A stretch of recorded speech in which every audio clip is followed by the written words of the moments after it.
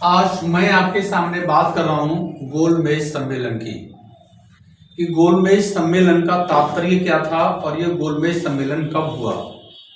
Dear student, यह गोलमेज सम्मेलन की बात की जाए तो ये 3 गोलमेज सम्मेलन हुए थे। राउंड कॉन्फ्रेंस 1930, 1931 और 1932। ओके, और ये इसका स्थान है लंदन। यानी गोलमेज सम्मेलन भारतीय और अंग्रेजों के बीच में पैक्ट के लिए बुलाया गया था, लेकिन प्रत्येक सम्मेलन में भारत की तरफ से भाग लेने वाला व्यक्ति डॉक्टर भीमराव अंबेडकर हैं, जो तीनों गोलमेज सम्मेलन में भाग लिए हैं। लेकिन कांग्रेस की तरफ से तीनों सम्मेलन में भाग किसी ने नहीं लिया। डियर, इस सम्मेलन की जो अध्यक्षता की गई है वो प्राइम मिनिस्टर रैमजे मैकडोनाल्ड के द्वारा किया गया।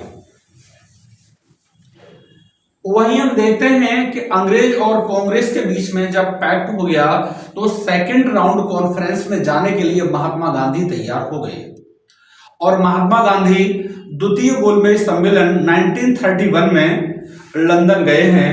और लंदन गए हैं तो गांधी एक शिप है जिसका नाम है राजपूताना जहाज।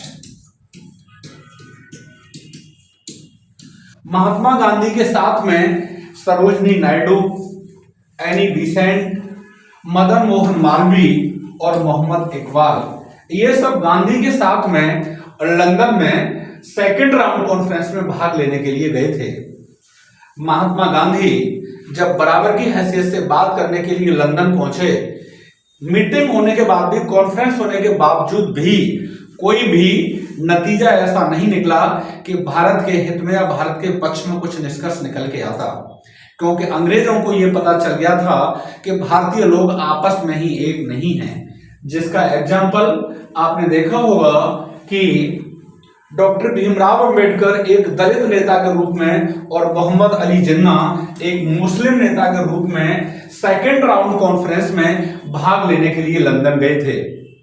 डियर, जब Mahatma Gandhi second round conference की पार्टिसिपेट करके जब उस पैलेस की सीढ़ियों से उतर रहे थे तो वहां पर ब्रिटिश लोगों के द्वारा कमेंट किया गया कि एक अर्धनंगा फकीर, इसने लंदन पैलेस की सीढ़ियों को गंदा कर दिया।